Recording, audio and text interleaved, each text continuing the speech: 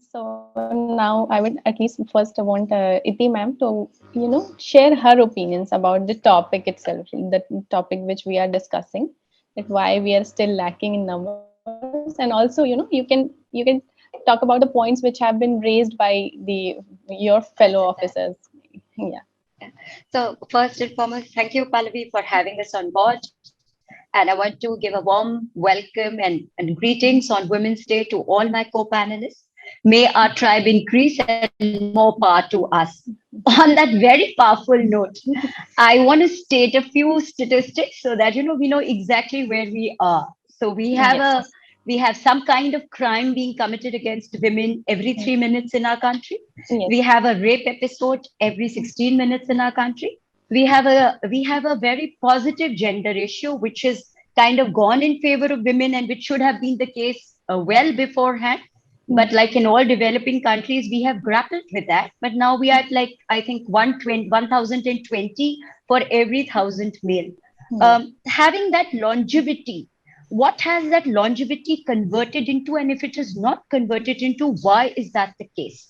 I want to go to the literacy rates in our country. So if we say overall men are about 80% literate, women are somewhere hovering around 75%. Hmm. And however, the dropout rates for women is much, Yes. much higher. Now, Hmm. come for employment. We have literacy at this higher rate, but employment for men and women range between 29 to 23%. And I'm talking of the urban areas. Why I am coming to civil services later is because just like the collector Narayana just mentioned, that we are nothing but reflections of the society. And I think that she has just hit the nail on the head. We are actually just continuing with the process in which we have been born. So Hmm. while we have this kind of a dropout rate for women, those who have actually higher levels of education are merely 10 to 15%. And our representation in academics and in the scientific areas is much less than men. Coming to Hmm. civil services, we have only one woman for 20 male in the IS proper. And if you look at Hmm. the overall statistics for civil services, we are half of what men are. Okay, so Hmm. we are standing at some 1527 overall in civil services. Men outweigh us in big numbers. Now, why do we not, while we are topping the list, why do the others or why are the others being left behind? One of the reasons is, of course, your family. How much of family support do you have? Then there is this whole concept of roles. Gender roles. Women are supposed to be the caretakers, they're supposed to be running the house. So no matter I have a 24 by 7 railway traffic job, my husband is in the revenue service, he gets more hours. But my work hours at home and in office are much longer. Statistics Hmm. also support the same thing, that women are supposed to provide 5 hours of free work, meaning they're not paid for it.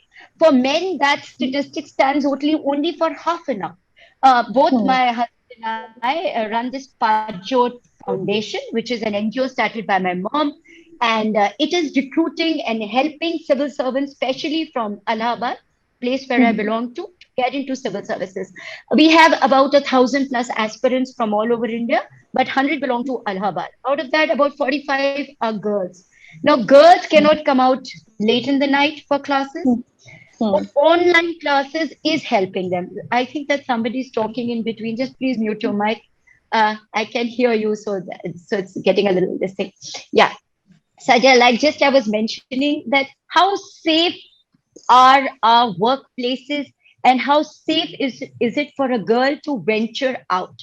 I read an article in the Business Standard where they've come out with the fact that, women are supposed to be married off by the age of 26. So, you know what? If at men are still giving attempts for civil services, which is like up to the age of 32 for both men and women, and women get concessions in filling forms about some 100 or 200 rupees less as compared to men, but women are mostly reappearing till the age of 26. Men are taking their full attempts like up to the age of 32.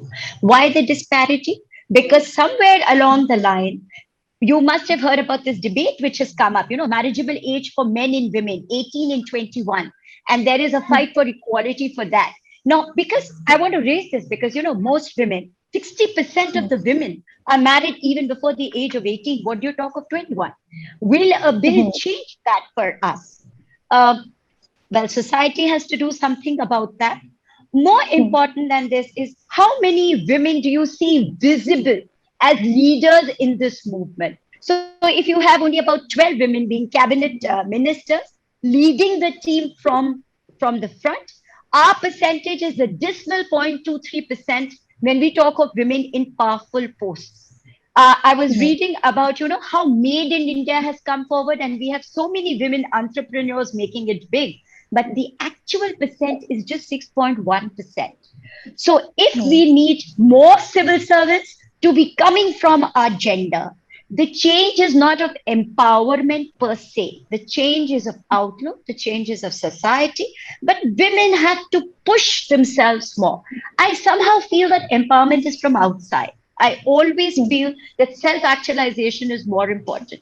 We need to be more determined to push ourselves. And then I Hmm. think that the role of women like us becomes very important because we are the visible faces of this tribe. And if we want Hmm. to take them forward, we should be willing to push them out from wherever they are, in that Hmm. safety net which they have made for themselves, but from where they need to move out. So, education, yes, education for both men and women, but women have to make that extra effort, especially with the onset of menstrual cycles. And the government is doing a lot for us. It's Hmm. unfortunately getting pocketed somewhere. The government is going full strong. But, remarks like, we invite rape, or, we invite the kind of social injustice which is happening against us by some very responsible people of society is not to Hmm. be taken. And for that, we need a kind of a campaign, a kind of a platform where it cannot be just a one-time episode like a Women's Day. It has to be an everyday thing. That's Hmm. my take. And very valid points brought out by Rohini, by Connector Narayan Pate, because I'm sorry I missed out on your name.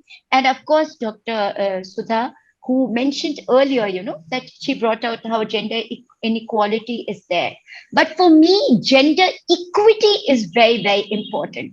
If there is equity, equality will follow because we are living now an economic world where the Hmm. economics will dictate the social norms. Yes. Yes. Yeah. Okay.